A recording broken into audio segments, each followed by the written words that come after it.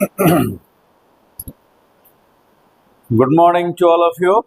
Welcome to my channel, Mahi Lingua Classes. And in previous class, whatever I received, your ample of love and affection, I feel very happy.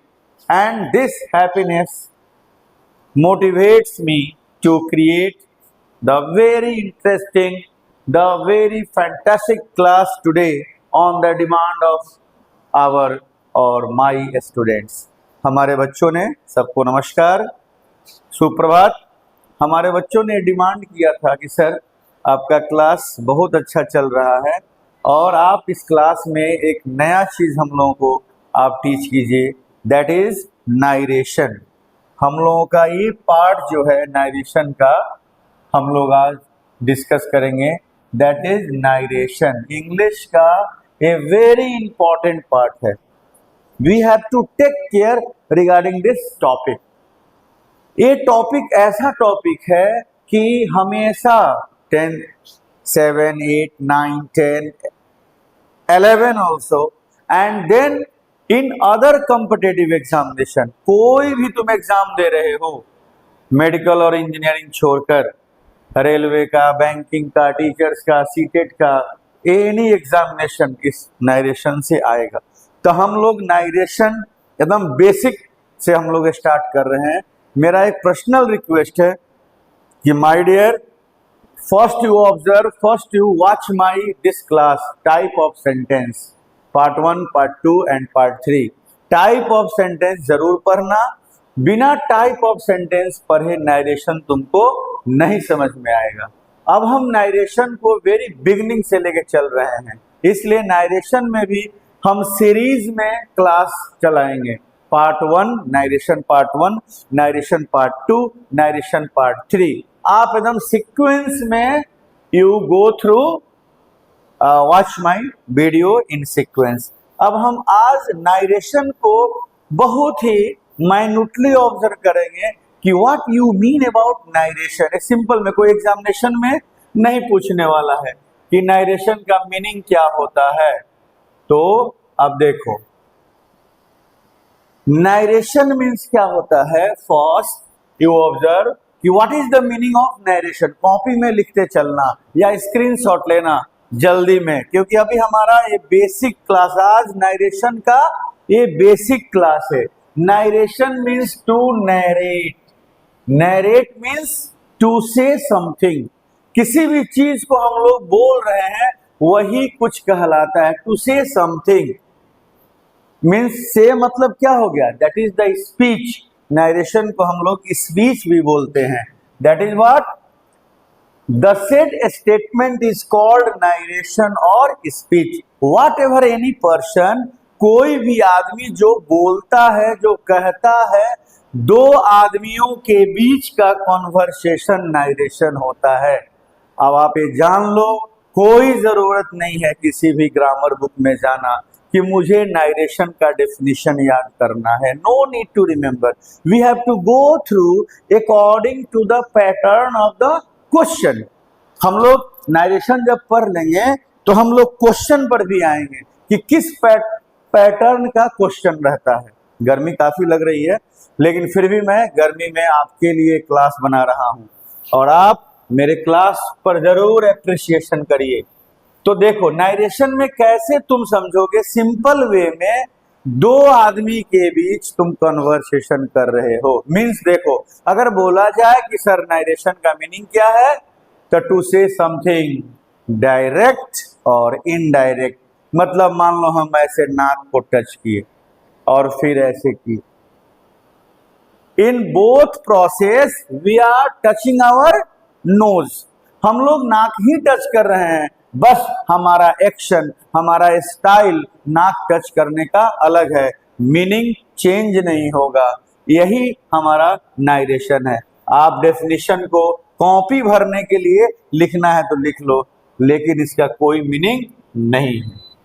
अब देखो next slide, क्या है भाई, that is on the basis of the statement narration और speech. देखो, speech. On the basis of a statement narration and speech has two type. अब लिखते चलो, क्योंकि ये बेसिक क्लास है। जब तक हम बेसिक टर्म नहीं जानेंगे, बेसिक रिलेशन वाला वर्ड नहीं जानेंगे, हम नारेशन नहीं समझ पाएंगे। देखो, ये बहुत ही डिफिकल्ट टॉपिक चल रहा है, लेकिन ये महा इजी है, बहुत ही इजी अगर तुम समझोगे तो। Means first one is direct speech, इसको बोलते हैं डायरेक्ट स्पीच ऑफ नारेशन, वही direct. Speakers statement is expressed in original shape within inverted comma, मतलब ऐसा होगा इन्वर्टेड कॉमा, इसी को हम लोग क्या बोलते हैं, इन्वर्टेड कॉमा। एकदम इसको रिमेंबर रखना, इन्वर्टेड कॉमा। टर्म आने लगा, हम आगे बताएंगे कि क्या क्या टर्म होता है, तब तुम समझोगे डायरेक्ट स्पीच। किसको हम लोग डायरेक्ट स्पीच बोलेंगे और किसको हम लोग इनडायरेक्ट स्पीच बोलेंगे। तो देखो, पहला क्या है भाई, on the basis of a statement narration has two type, direct speech of narration और दूसरा indirect of speech of narration. जो भी स्टेटमेंट होगा वो विद इन इन्वर्टेड कॉमा। तो do you realise indirect speech में क्या होगा, इन्वर्टेड कॉमा होगा। जहां इन्वर्टेड कॉमा देखना तो समझ लेना व्हाट, कि सर ये डायरेक्ट स्पीच ऑफ नारेशन में सेंटेंस है। पहले एकदम बच्चों के लिए बेसिक, जो बच्चे तैयारी कर रहे हैं क्लास 5, क्लास 4, क्लास 6 की क्लास के बच्चों के लिए, उनको आइडेंटिफाई करना एग्जाम में आता है कि identify the sentence which one is the direct speech and which one is indirect. Very simple, inverted comma देख लेना तो बोलना कि सर ये तो डायरेक्ट स्पीच है, इन्वर्टेड कॉमा नहीं है तो ये क्या है भाई, इनडायरेक्ट स्पीच है। ठीक है, तो जो स्टेटमेंट हम डायरेक्टली दे दें that is called direct speech of narration. अब देखो नेक्स्ट, अब हमारा सेकेंड पार्ट है indirect speech. Speakers statement is expressed with some changes without changing the meaning। Speaker का स्टेटमेंट, जो स्टेटमेंट डायरेक्ट में दिया उसको इनडायरेक्ट में हम लोग चेंज करके बिना मीनिंग चेंज किए हुए, दैट इज टू से इनडायरेक्टली। इनडायरेक्टली बोल रहे हो, जैसे मैं बोलूं कि राम कहता है कॉमा स्टार्ट इन्वर्टेड कॉमा तुम अच्छे हो, start inverted comma within inverted comma, it means what, that is direct speech। अब मैं जैसे बोल दूं कि राम कहता है कि तुम अच्छे हो, that is indirect speech, it means what, he said that Ram was good। पहला वाला में within inverted comma का एग्जाम्पल था, इसलिए वो डायरेक्ट स्पीच। अब हमारा एक क्वेश्चन होगा कि how to recognise the sentence is direct speech और इनडायरेक्ट स्पीच। कैसे हम रिकॉग्नाइज करेंगे कि कोई सेंटेंस डायरेक्ट स्पीच में है कि इनडायरेक्ट स्पीच में है। तो देखो, अब हमारा कोई सेंटेंस डायरेक्ट स्पीच में है कि इनडायरेक्ट स्पीच में, कैसे हम रिकॉग्नाइज करेंगे my dear. Then how to recognise direct speech and indirect speech of narration, that is the very difficult question, not difficult question, easy, क्योंकि मैं एकदम ग्रास रूट लेवल से तुमको बता रहा हूं और समझ लोगे तो कहीं भी तुमको परेशानी नहीं होगी। तो अब कॉपी में एकदम नोट करिए, ये बार बार मैं वर्ड यूज करूंगा। पहला भाई, टर्म्स ऑफ डायरेक्ट स्पीच, क्या चीज देखोगे and then you easily understand, you easily recognise कि sir this one is the direct speech. मैंने एक एग्जांपल दिया है, ही सेड टू मी, यहां देखो comma, he said to me, here is comma, here is inverted comma, देखो एक inverted comma मैं दिया हूं, here is comma, here is inverted comma. एक चीज हमेशा ध्यान देना, ये भी जो मैंने कॉमा दिया है और इधर इन्वर्टेड कॉमा दिया है, ये फुल स्टॉप के बाद है, फुल स्टॉप के बाद इन्वर्टेड कॉमा है। ये भी एक कॉम्पिटिटिव एग्जामिनेशन में आता है कि which one is the correct punctuation. Punctuation का एक मैं अलग क्लास लूंगा, ये 10th क्लास के लिए इंपॉर्टेंट नहीं है, लेकिन अदर कॉम्पिटिटिव एग्जामिनेशन के लिए वेरी इंपॉर्टेंट है। पंक्चुएशन भी मैं तुमको पढ़ाऊंगा ऑनलाइन क्लास में और थ्रू अपना चैनल के थ्रू। तो देखो यहाँ पर फुल स्टॉप देने के बाद इन्वर्टेड कॉमा आता है, which one is the correct punctuation, और इसमें 4 ऑप्शन रहेगा, गलती करने की संभावना होती है। यहां समझिए आपको फुल स्टॉप देने के बाद विद इन इन्वर्टेड कॉमा। तो he said to me comma, inverted comma, तो जहां तुम कॉमा और इन्वर्टेड कॉमा देख लेना, डायरेक्टली यू से व्हाट, कि sir this is direct speech of narration, that is direct speech of narration, कि sir ये डायरेक्ट स्पीच ऑफ नारेशन है। और जहां ये नहीं होगा वो क्या हो जाएगा, इनडायरेक्ट स्पीच ऑफ नारेशन। अब देखो हम जब नारेशन सॉल्व करेंगे तो डायरेक्ट स्पीच ऑफ नारेशन का कुछ टर्म्स हैं, टर्म्स आप कॉपी में लिखिए। अब टर्म्स क्या क्या चीज है, पहला टर्म्स रिपोर्टेड वर्ब क्लॉज। अब देखो यहाँ एक वर्ड मैं दिया क्लॉज, बता रहा हूं रिपोर्टेड वर्ब क्लॉज, इसको हम लोग रफली रिपोर्टेड वर्ब भी बोलते हैं रफली, लेकिन through the grammar point of view we always explain like that reported verb clause. अब देखो दो चीज आपको आएगा, अदर टॉपिक, ये हम टॉपिक से हटकर, क्लॉज क्या है, ठीक है, और फ्रेज क्या है। Clause means a group of words और फ्रेज मीन्स भी अ ग्रुप ऑफ वर्ड। ध्यान देना, clause means a group of words, phrase means a group of words. लेकिन क्या अंतर है, अंतर यही है कि क्लॉज जो होगा ग्रुप ऑफ वर्ड्स होगा, लेकिन वो अपना मीनिंग रखेगा, सब्जेक्ट ऑब्जेक्ट वर्ब, और फ्रेज जो है ग्रुप ऑफ वर्ड होगा लेकिन अपना मीनिंग छोड़कर दूसरा मीनिंग दे देगा, उसी को हम लोग फ्रेज बोलते हैं, इसमें नहीं जाना है। Reported verb clause means a group of words, means क्या, ही सेड टू मी, देखो एक ग्रुप ऑफ वर्ड्स है, he said to me, that is the group of words. तो इसीलिए इसको हम लोग बोलते हैं रिपोर्टेड वर्ब। क्यों बोलते हैं रिपोर्टेड वर्ब, ये फिर आपको मैं जस्ट इसी स्लाइड में आपको बताऊंगा। रिपोर्टेड वर्ब, इसको याद रखना कि रिपोर्टेड वर्ब, तो इसमें वर्ब कहाँ है, इस पूरे सेंटेंस में वर्ब कहाँ है, इसको हम लोग बोलेंगे आर भी। तो यहाँ वर्ब कहाँ है, तो verb is an action, action word is verb, हमेशा याद रखना एक्शन वर्ड इज वर्ब। इसमें भी नहीं पहचान में आ रहा है तो हमेशा ध्यान देना सब्जेक्ट के तुरंत बाद वर्ब आ जाएगा। तो देखो सब्जेक्ट के तुरंत बाद क्या आ गया, वर्ब, तो ये सेड है, इसी को हम लोग बोलेंगे रिपोर्टेड वर्ब। पहला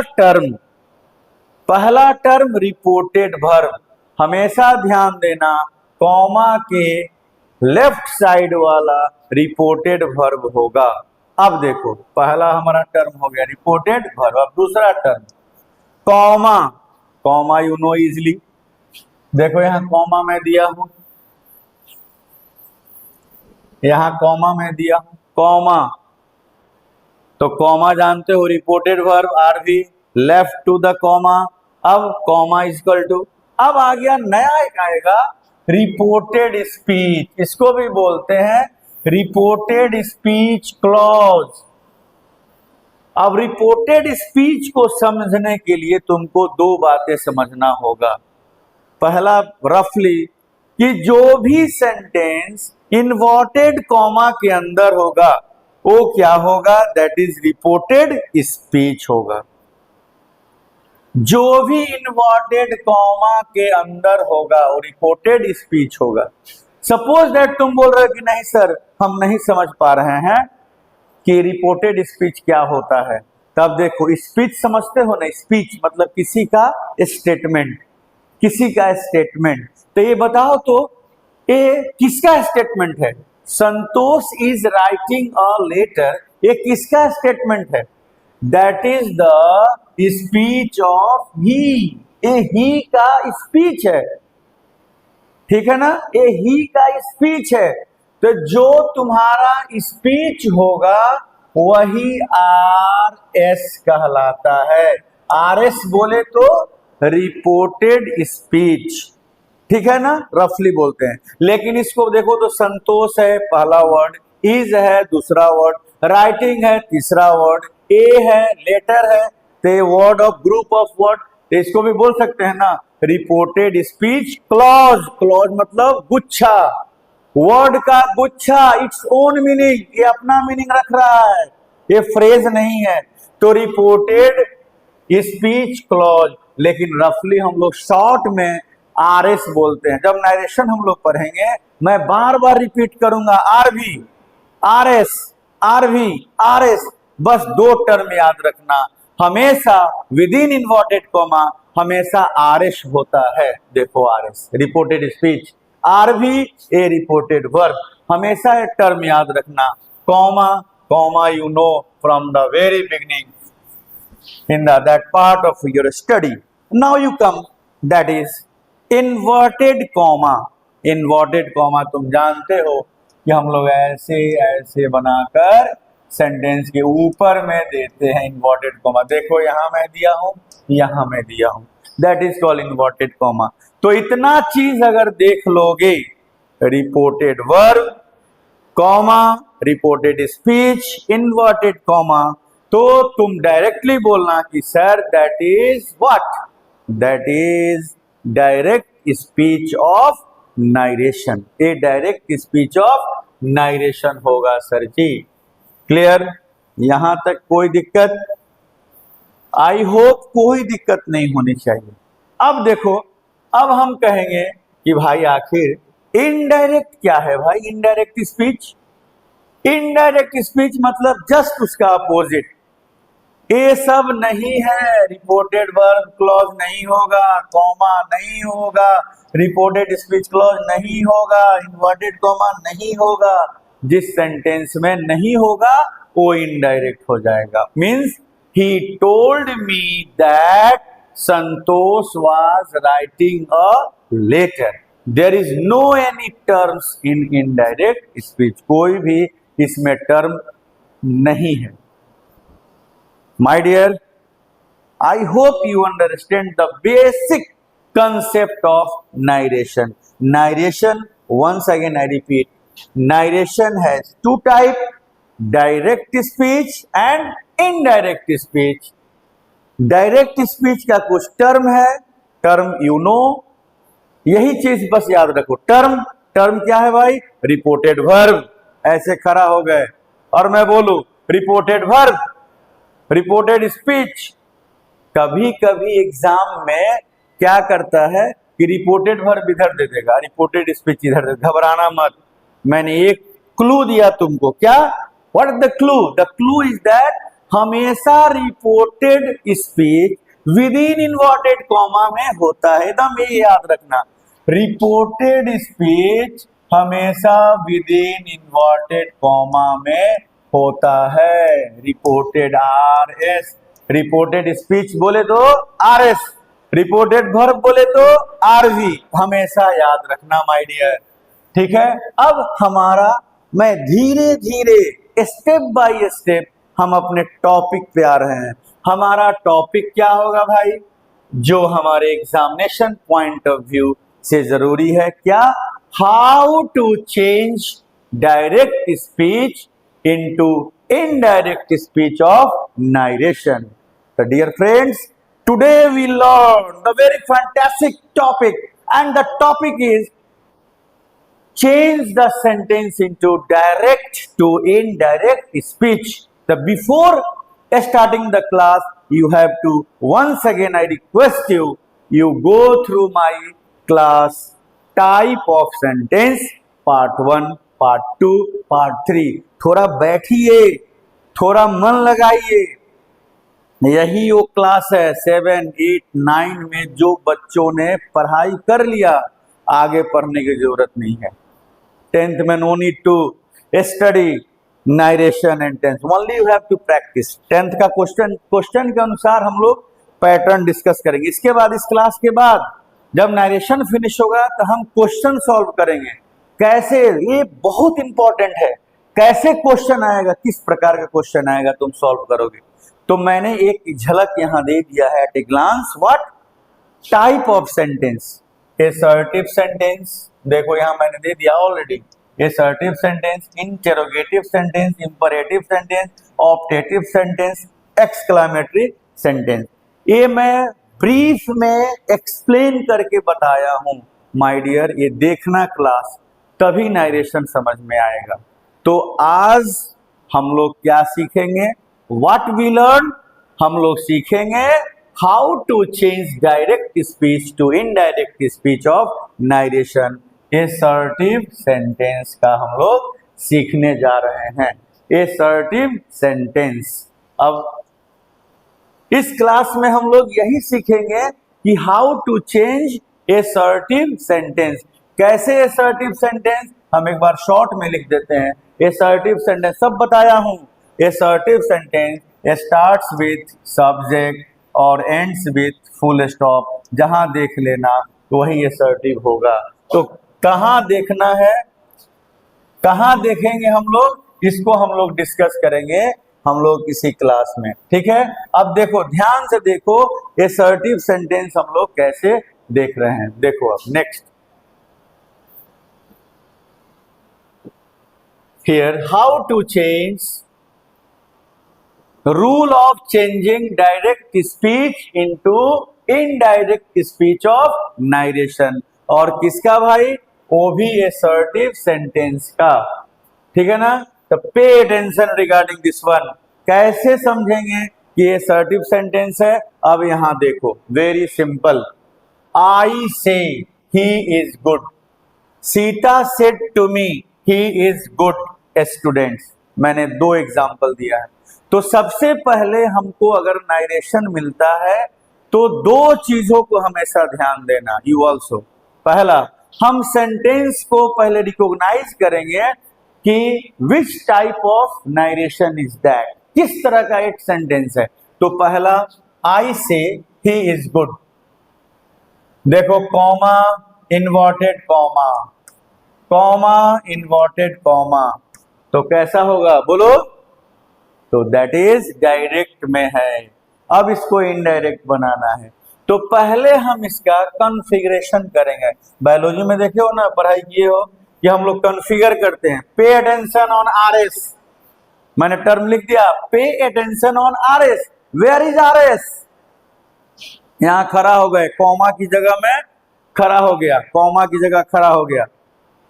this one is RV, this one is RS. फिर आगे में बताया था within inverted comma is RS, within inverted comma RS. छोड़ दो, ये भी नहीं मालूम. आई से ही इज गुड. इसमें आई का स्पीच क्या है? आई ने क्या स्पीच दिया? ही इज गुड. तो देखो, विद इन इन्वर्टेड कॉमा भी है, तो ये हमारा हो गया आरएस. ये जरूर रिकॉग्नाइज करना. और ये जो बच गया ये क्या हो गया? आरवी. आरवी में वर्ब कहाँ है? आई से, सब्जेक्ट के तुरंत बाद से. ठीक है ना. अब देखो, Sita said to me he is a good student. ये भी क्या हो गया? आरएस. और ये भी क्या हो गया? आरवी. आरवी का वर्ब कहाँ है? सेड. ठीक है. अब एक चीज हमेशा ध्यान देना, मैं जब वर्ब बोल रहा हूं तो देखो, मैंने अपने क्लास में बताया है कि वर्ब क्या है. यहां थोड़ा तुम समझ लो. Verb is an action. ठीक है ना. वर्ब एक्शन है. And according to action according to action verb has mainly 3 form. ऐसे 4 भी होता है, 5 भी होता है। फॉर्म देखो मैं लिख रहा हूं, वर्ब का फॉर्म मेनली कितना होता है forms? V1, V2, V3, V4, V5। ये वर्ब का फॉर्म है according to action. Action word is the verb, यही वर्ब है। मतलब मान लो कि मैं यहां पर मैंने लिखा ईट, ईट हमारा वर्ब है, ठीक है ना। ईट एक्शन वर्ड, ईट देखो। डांस, डांस एक्शन वर्ड है, तो डांस का या ईट का V1 क्या होगा? ईट होगा। V2 क्या होगा? ईट होगा। V3 क्या होगा? ईटेन होगा। V4 क्या होगा? बोलो। V5 क्या होगा? It's eating, like that. तो आप मेनली मैं बोला हूं 3 फॉर्म्स, ईट, एट, ईटेन। ये हमेशा याद रखना। उसी तरह हमारा यहाँ आरवी का, RV, when I am talking about RV, तो आरवी का जो वर्ब है वो क्या है? से है। ये किस फॉर्म में है? ये फॉर्म है V1। ये किस फॉर्म में है? ये है V2। मतलब ये है प्रेजेंट फॉर्म। वर्ब मैंने सेपरेट बताया है, कोई दिक्कत होगा तो आप पूछिएगा, कमेंट बॉक्स में लिखिए, पूछिए, मैं अगेन वर्ब को सेपरेटली पढ़ा दूंगा, ठीक है। तो ये हमारा क्या हो गया? प्रेजेंट एंड पास्ट फॉर्म, ठीक है ना। मैं बस 1 मिनट का ब्रेक ले रहा हूं, वो ओनली 1 मिनट।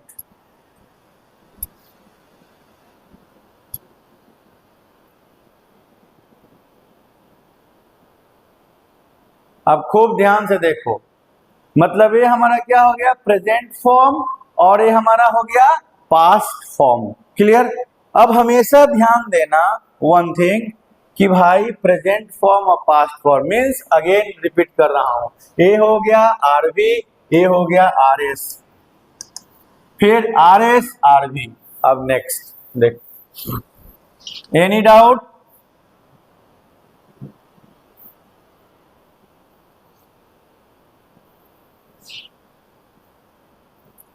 देन अब देखो मैंने दिया इफ आरएस इज असर्टिव, अगर हमारा आरएस असर्टिव हो तो।